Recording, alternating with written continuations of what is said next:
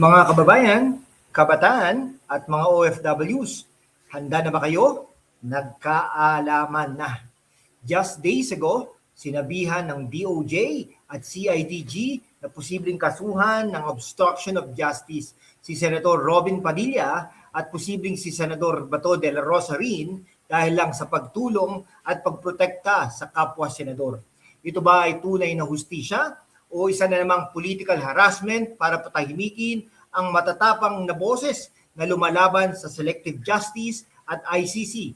Sa susunod na ilang mga minuto, deep dive tayo, facts, batas at hidden agenda. Huwag mag-skip kasi may shocking revelations tayo na ayaw nilang ibalita. Una, let's get the facts straight. Si Senador Bato de la Rosa, isang dating PNP chief na matapang sa drug war, ay may ICC warrant. Pero ang paraan ng DOJ, parang personalan na vendetta. Bakit ang bilis nila kay Bato at Robin, pero sa ibang malalaking korupsyon at drug cases ng iba, parang pagong ang takbo? This smells like selective justice. Si Senador Robin Padilla, kilala nating boses ng masa, tinulungan lang ang kapwa senador sa Senado, ha? Normal ang brotherhood ngayon, ha? Biglang ginawang krimen. DOJ should be Department of Justice, hindi Department of Joke o Department of Political Persecution. Para sa ating mga kabataan at OFWs na nagtatanong, ano ba talaga ang obstruction of justice? Ito ay nasa Presidential Decree 1829. Kailangan may knowing and willful intent na harangan ng apprehension o prosecution.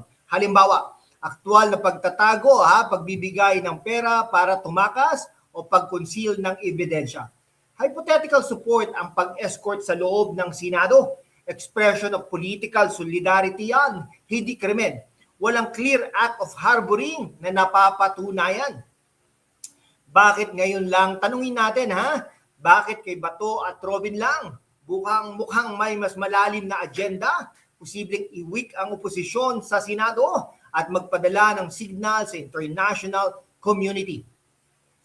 Habang iniisip natin ito, mabigat na issue na ito, kailangan din natin ng comfort, lalo na kayo sa mga OFW na nanonood pag-uwi galing trabaho. I-check nyo po sa ating description, itatag din po natin itong mga produkto na ito. Ayan, check the links sa description at YouTube shopping tags. Gamit ko rin ito sa pag-i-edit. Suportahan natin ang local at makakatipid tayo. Intellectually speaking, sino talaga ang makikinabang kung mawawala ang boses nila Bato at Robin? Si Senador Bato ay simbolo ng tapang at serbisyo. Si Robin naman ay boses ng ordinaryong Pilipino. Ang pag-atake sa kanila ay pag-atake sa ating demokrasya. Huwag tayong basta naniniwala sa headlines. Magiging critical thinkers tayo. Comment down below. Political persecution ba ito o tunay na hustisya? Ano ang tingin ninyo sa selective application ng batas na ito? Pero huwag tayong tumigil dito, mga kababayan. Let's go deeper para maintindihan talaga natin ang bigger picture. Kumpara natin sa ibang cases, noong nakaraang administrasyon, maraming high-profile personalities ang nahaharap sa warrants. Pero bakit walang ganitong mabilis na aksyon mula sa DOJ? Bakit parang reserve lang ang gamit nila kapag ang target ay mga kritiko ng kasalukuyang power? Selective application of the law, iyan ang tunay na tanong natin, mga kaibigan.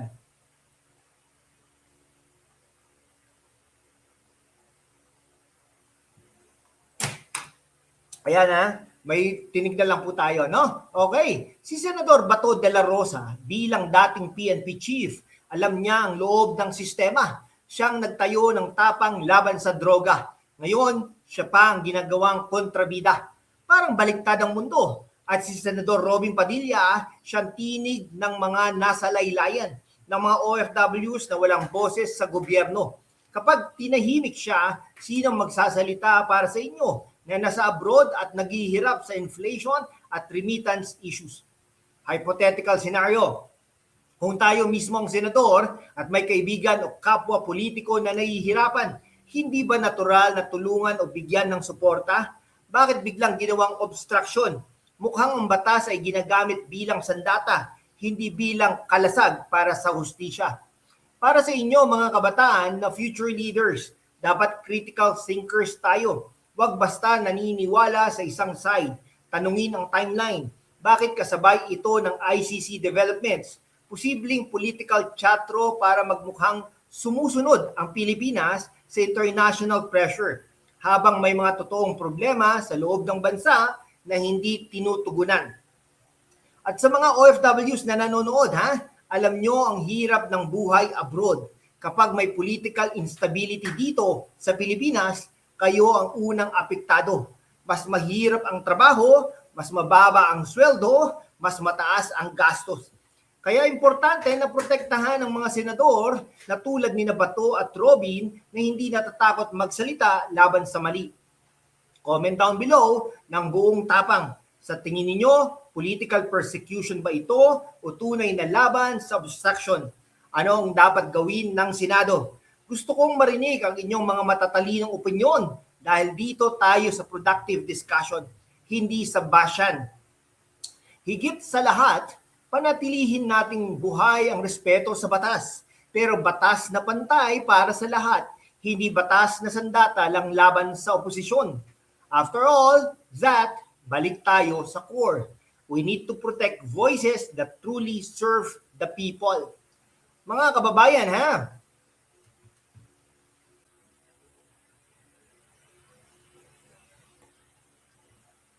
Noong panahon ni Marcos Sr., noong Cory Aquino at maging sa mga nakarang administrasyon, paulit-ulit na ginagamit ang batas bilang sandata laban sa mga hindi sumasabay sa agos ng poder. Si Senador Bato de la Rosa, isang tunay na public servant na hindi natakot harapin ang drug lords at big-time criminals. Ngayon, siya pa ang ginagawang target. Parang sinasabi nila, kung matapang ka laban sa droga, kami naman ang matapang laban sa iyo. Si Senador Robin Padilla, naman ang maverick na senador na walang kinikilingan at laging nasa gilid ng masa. Siya ang nagsasalita para sa mga driver, security guards at OFWs na walang labi sa Malacanang. Kapag tinahimik ang ganitong boses, sino ang matitira para ipagtanggol ang ordinaryong Pilipino? Tanungin natin ang sarili. Paano ito nakakaapekto sa inyo bilang kabataan at OFWs? Kapag may political instability, tumataas ang inflation, nahihirapan ang remittance, at mas lalong bumababa ang value ng peso. Maraming OFW ang nagme-message sa akin, Kuya, bakit parang lagi ang mga matatapang ang inaaway? Kaya importante na ipagtanggol natin sina Bato at Robin, hindi dahil perfecto sila, kundi dahil kailangan natin ng mga senador na hindi natatakot. Parang basketball ito, no? Kapag may star player na nag-shoot ng 3 points para sa team, ang kalaban ay gagawin lahat para i-foul siya. Ganon ang nangyayari ngayon. DOJ is playing defense pero sa maling paraan. Sa lahat ng nanonood, lalo na sa mga kabataan na future voters, huwag kayong maging passive, mag-research, magtanong at maging part ng solusyon. At sa mga OFW na nasa Saudi, Dubai, Hong Kong o Europe, alam nyo ang tunay na halaga ng kalayaan.